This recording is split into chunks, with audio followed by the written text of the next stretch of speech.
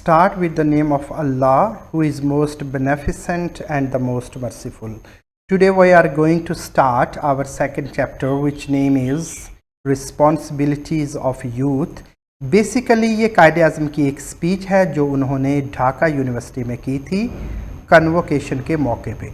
Convocation क्या होता है? जब स्टूडेंट अपनी कोई डिग्री मुकम्मल करता है, जैसे ग्रेजुएशन की हो गई, तो उस मौके पे यूनिवर्सिटी उसे डिग्री देती है, तो उस सारे अमल को कन्वोकेशन कहा जाता है। तो ये कायदे आज़म की स्पीच है, इसकी ट्रांसलेशन ज़रा गौर से सुनिए। Mister chancellor, ladies and gentleman, when I was approached by the Vice Chancellor with the request to deliver the convocation address, I made it clear to him that there were so many calls on me that I could not possibly prepare a formal convocation address on an academic level with regard to the great subjects with which university deals. कौन कौन से subject हैं? Arts, history, philosophy, science, law and so on. बहुत बड़ा paragraph है जिसकी translation एक बार ही हमें करनी पड़ेगी, लिहाजा listen to me carefully. Mister chancellor, ladies and gentleman, mister chancellor, ख़वातीनो हजरात, व्हेन, जब, आई वॉज अप्रोच्ड, मुझसे रब्ता किया गया, by the vice chancellor, vice chancellor ने, यानी कि ये कायदे आज़म कह रहे हैं अपनी तकरीर में कि जब मुझसे वाइस चांसलर ने राब्ता किया, किस चीज़ के बारे में? विद द रिक्वेस्ट, मुझसे दरख्वास्त की, to deliver a convocation address, कि मैं जलसा तकसीम असनाद से खिताब करूं, तो आई मेड इट क्लियर, तो मैंने उन्हें साफ कह दिया, that there were so many calls on me, कि मुझ पे तो बहुत ज़्यादा जिम्मेदारियां हैं, that I could not possibly prepare a formal convocation address on an academic level with the regard to the great subjects with which university deals. आगे जितने भी सब्जेक्ट बताए गए इसका तर्जमा हम एक बार ही कर देते हैं। तो मैंने उनसे साफ कह दिया कि मेरे ज़िम्मे इतने ज़्यादा काम है कि मैं यूनिवर्सिटी के अहम मौज़ूआत जैसा कि आर्ट्स है, फ़नून है, हिस्ट्री, तारीख़, फ़लसफ़ा, साइंस, कानून वगैरह पर एक बाकायदा इल्मी खिताब तैयार नहीं कर सकता। I did how ever promise, लेकिन मैंने उनसे एक ये वादा किया, टू से अ फ्यू वर्ड्स, मैं कुछ अल्फाज ज़रूर कहूँगा, टू द स्टूडेंट्स, तालब इल्मों से, ऑन दिस ओकेजन, इस मौके पे मैं कुछ अल्फाज ज़रूर कहूँगा, and it is in fulfillment of that promise that I will address you now. और अब मैं अपने इसी वादे को पूरा करने जा रहा हूँ, फुलफिलमेंट करने जा रहा हूँ, पूरा करने जा रहा हूँ कि मैं कुछ ना कुछ अल्फाज स्टूडेंट से ज़रूर कहूँगा। अब हम दूसरा पैराग्राफ का तर्जमा करने जा रहे हैं। Listen to me carefully. First of all, सबसे पहले लेट मी थैंक, मैं शुक्रिया अदा करता हूँ, the vice chancellor, vice chancellor का, फॉर फ्लैटरिंग टर्म्स, जो उन्होंने तरीफ़ी अल्फाज कहे, इन विच ही रेफर टू मी, मेरे बारे में। सबसे पहले मैं वाइस चांसलर का शुक्रिया अदा करना चाहता हूँ जिन्होंने मेरे बारे में बड़े तारीफ़ी अल्फाज इस्तेमाल किए। Mister vice chancellor, what ever I am, जो कुछ भी मैं हूँ, and whatever I have been able to do, और जो कुछ भी मैं करने के काबिल हुआ हूँ, I have done it merely as a measure of duty, तो वो महज मैंने अपने फ़र्ज़ के तौर पे किया है। which incumbent upon, जो लाजिम है, incumbent है, लाजिम है, every मुसलमान, हर मुसलमान पर ये लाजिम है, to serve, कि वो खिदमत करे, हिज पीपल, अपने लोगों की, ऑनेस्टली, ईमानदारी से, सेल्फलेसली, और बेगर्जी से, जो हर मुसलमान पर लाजम है कि वो अपने लोगों की ईमानदारी और बेगर्जी के साथ खिदमत करे। Now we are going to read third paragraph of this chapter. In addressing you, आपसे खिताब करते हुए, I am not here speaking to you मैं आपसे बात नहीं कर रहा हूँ as a head of state, सरबराह ममलकत के तौर पे।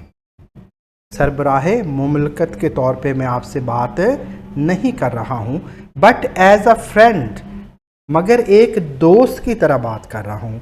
As a one who has always held you in affection, जो आपसे हमेशा मोहब्बत रखता है, जो आपसे हमेशा मोहब्बत रखता रहा है। तो मैं सरबराहे मुमलकत की तरह आपसे बात नहीं कर रहा, बल्कि एक दोस्त की तरह आपसे बात कर रहा हूँ। कायद-ए-आज़म मोहम्मद अली जिन्ना स्टूडेंट्स से खिताब करते हुए कह रहे हैं, मैनी ऑफ यू, आप में से बहुत सारे, have got you diplomas and degrees, आज डिप्लोमा और डिग्रीज हासिल की हैं। एंड आई कॉन्ग्रेचुलेट यू, और मैं आपको मुबारकबाद देता हूँ कि आपने डिप्लोमे और डिग्रियां हासिल की हैं आज। Just as you have won the laurels in your university, जैसे आपने यूनिवर्सिटी में कामयाबी हासिल की है। लॉरेल्स मीन क्या होता है? एज आज़ाद कामयाबी। एंड क्वालिफाइड योर सेल्फ, और अपने आप को अहल साबित किया है। So I wish you all success, इसलिए मैं आपके लिए नेक तमन्नाएं रखता हूं आपकी कामयाबी के लिए। In the wider and larger world, इस वसी और बड़ी दुनिया में, दैट यू विल एंटर, जिसमें आप दाखिल होने जा रहे हैं। मैनी ऑफ यू, आप में से बहुत सारे, have come to the end of your scholastic career, अब आप में से बहुत से लोग अपनी तालीमी जिंदगी के इख्तिताम पर हैं। स्कूलिस्टिक करियर मीन क्या है? अपनी तालीमी जिंदगी के इख्तिताम पर है। And stand at the threshold of life, और अमली जिंदगी की दहलीज पर खड़े हैं, क्योंकि अब स्कूल लाइफ और कॉलेज लाइफ, यूनिवर्सिटी लाइफ खत्म होने वाली है, और अब आप अमली जिंदगी की दहलीज पे खड़े हैं। अनलाइक योर प्रीडिसेसर्स, अपने साबका जो पेश रो थे आपके, यानी कि पाकिस्तान आज़ाद होने से पहले जितने भी लोग थे, उनके बारे में कायद-ए-आज़म कह रहे हैं, unlike your predecessors. Predecessors word है, तो इसको ज़रा आपने गौर में रखना, गौर से सुनना है। अपने पेश रोओं के बरक्स, यू फॉर्चुनेटली लीव, आप खुशकिस्मती से छोड़ेंगे, दिस यूनिवर्सिटी, इस यूनिवर्सिटी को, टू एंटर लाइफ, और अपनी अमली ज़िंदगी में दाखिल होंगे। अंडर अ सॉवरन, एक खुद Mukhtar independent state of your own, और आपकी जो अपनी रियासत होगी, खुद मुख्तियार और आज़ाद रियासत होगी, आप उसमें दाखिल होंगे। इट इज़ नेसेसरी, ये ज़रूरी है, दैट यू, कि आप, एंड योर कॉमरेड्स, और आपके साथी, in the university fellow students, जो आपके यूनिवर्सिटी के साथी हैं, ये आपके लिए ज़रूरी है कि फुली अंडरस्टैंड करें, लाजमी समझें, मुकम्मल समझें, द इम्प्लीकेशन, अहमियत को, ऑफ द रेवोल्यूशनरी चेंज, जो इनकलाबी तब्दीलियां आई हैं उनकी अहमियत को समझें। एंड टुक प्लेस, जो वाक़या हुई हैं, with the birth of Pakistan, Pakistan की बर्थ के साथ, पाकिस्तान की क़याम के साथ। तो इसका बामुहावरा तर्जमा सुने। ज़रूरी है कि आप और आपके यूनिवर्सिटी के साथी, कॉमरेड्स मीन क्या करेंगे? साथी को करेंगे। ज़रूरी है कि आप और आपकी यूनिवर्सिटी के साथी इस इनकलाबी तब्दीली की मुकम्मल अहमियत को समझे। रेवोल्यूशनरी चेंज मीन क्या है? इनकलाबी अहमियत को समझें। And took place with the birth of Pakistan, जो पाकिस्तान के क़याम के साथ वाक़ हुई। We have broken the shackles of slavery, we have broken, हमने तोड़ दिया है, द शैकल्स ऑफ स्लेवरी, गुलामी की जंजीरों को। कायद-ए-आज़म अपनी स्पीच में कह रहे हैं कि हमने गुलामी की जंजीरों को तोड़ दिया है। We are now a free people, अब हम आज़ाद लोग हैं, अब हम आज़ाद लोग हैं।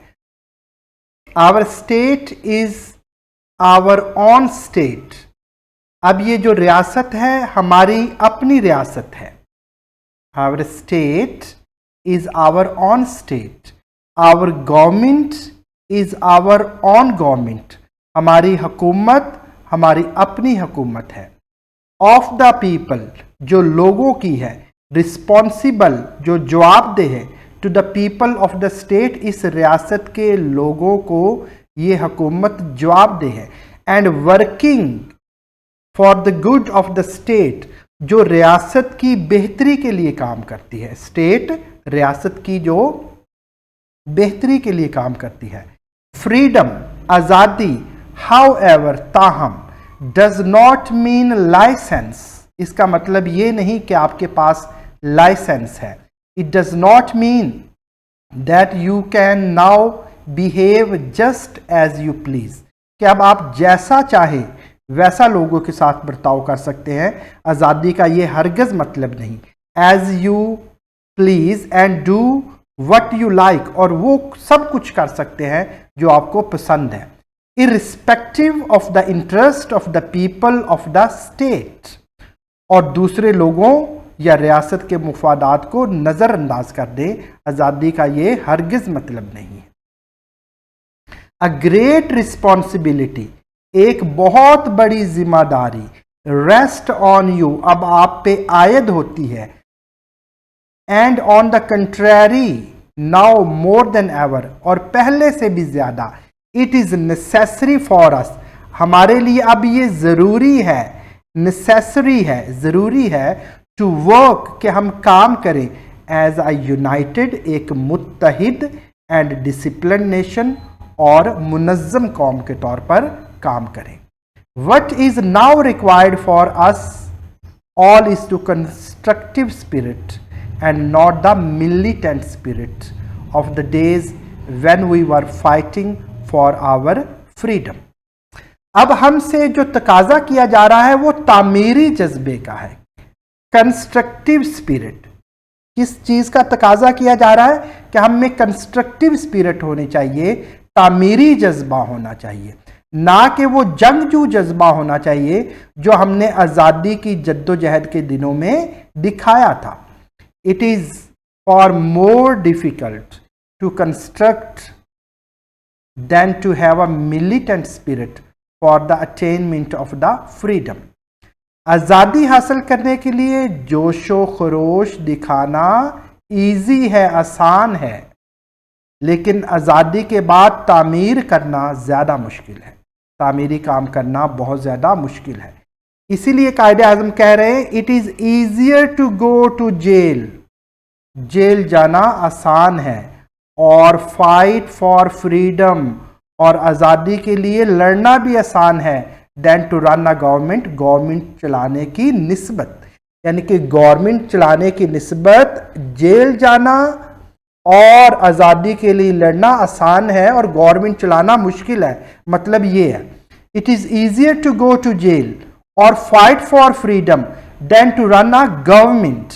Late me tell you something, अब मैं आपको कुछ बताता हूँ ऑफ द डिफ़िकल्टीज, उन मुश्किलात के बारे में, दैट वी हैव ओवरकम, जो हमने अबूर की, वो मुश्किलात जो हमने अबूर की या जो जिन पर हमने काबू पाया।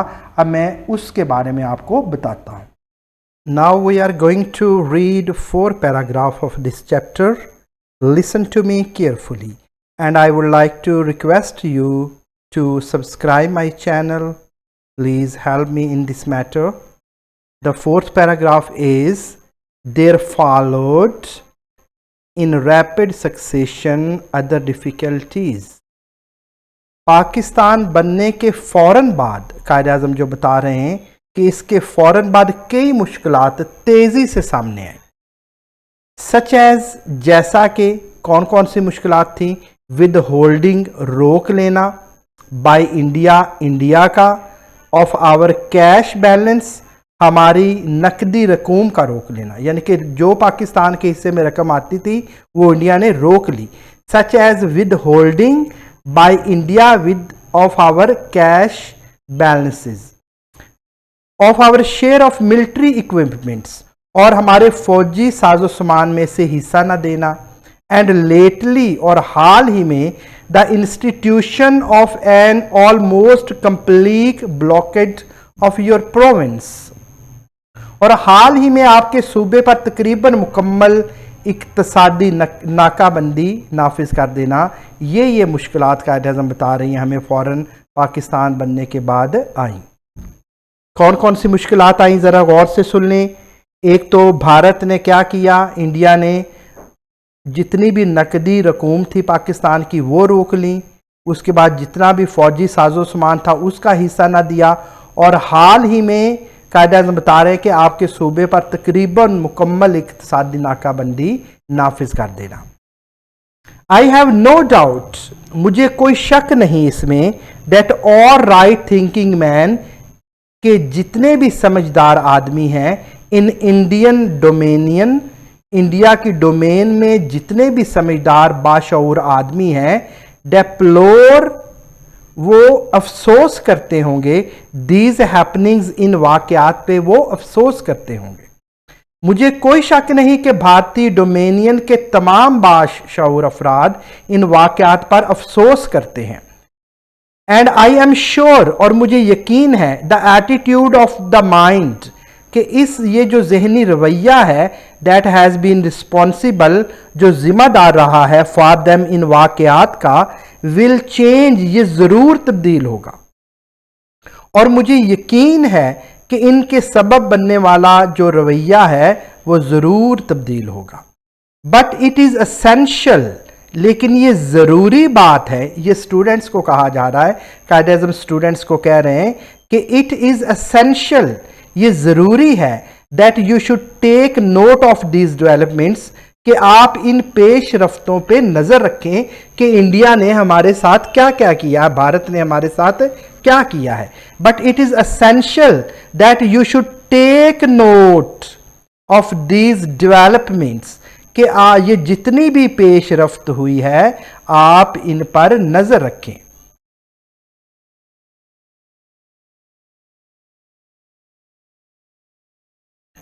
They stress the importance of continued vigilance on our part. They stress, ये वाक़यात ज़ोर देते हैं, the importance, इस अहमियत पर, of continued vigilance, कि हम मुसलसल चौकस रहें, on our part, हमारी तरफ से। ये वाक़यात इस बात पर ज़ोर देते हैं कि हमें मुसलसल होशियार और चौकन्ना रहना चाहिए।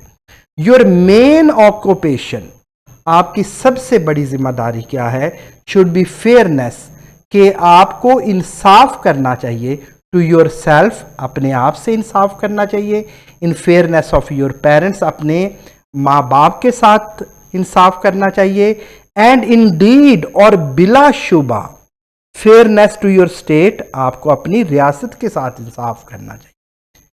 टू डिवोट योर अटेंशन, और आपकी पूरी तवज्जो होनी चाहिए, किस पे सर्फ होनी चाहिए, सॉली, सिर्फ, टू योर स्टडीज, आपकी तालीम पर।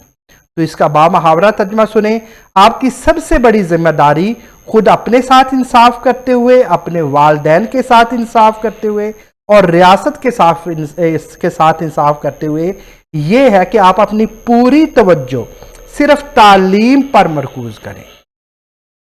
इट इज ओनली दस, इस तरह से you can equip your self, आप अपने आप को तैयार कर सकते हो, इक्विप कर सकते हो, तैयार कर सकते हो, for the battle of life, जिंदगी की जद्दोजहद के लिए, that lies ahead of you, जो आपके सामने है, जो बिल्कुल आपके सामने आने वाली है। तो सिर्फ इसी तरीके से आप खुद को आने वाली जिंदगी की जद्दोजहद के लिए तैयार कर सकते हो। Only thus you will be an asset, इस तरह आप असासा बन सकते हो, एंड सोर्स ऑफ स्ट्रेंथ, और ताकत का जरिया बन सकते हो, एंड प्राइड, और फख्र बन सकते हो, टू योर स्टेट, अपनी रियासत का।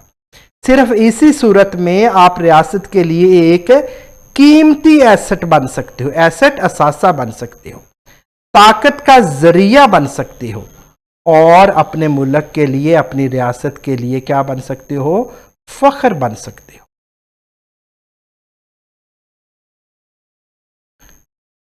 Only thus you can assist, इस तरह आप असिस्ट कर सकते हो, मदद कर सकते हो इन solving the great social and economic problems, कि हमारे मुल्क में हमारे जो रियासत है इसकी जितनी भी सोशल, समाजी, इकोनॉमिक, मुआशी प्रॉब्लम्स हैं, मुश्किलात हैं, उनमें आप असिस्ट कर सकते हो। दैट कॉन्फ्रेंट, जिनका हमारी रियासत को कॉन्फ्रेंट है, सामना है, and enable it to reach its distant goal among the most progressive and the strongest nations of the world। तो सिर्फ इसी तरह आप रियासत को दरपेश बड़े समाजी और मुआशी मसाइल के हल में मदद दे सकते हो और इसे दुनिया की सबसे तरक्की याफ्ता और ताकतवर कौम की सफ में इसके मतलूबा मकाम तक पहुंचा सकते हो। तो ये कायदे आज़म कह रहे हैं कि only thus you can assist in solving the great social and economic problems and confront it and enable to reach its distant goal among the most progressive and the strongest nations of the world.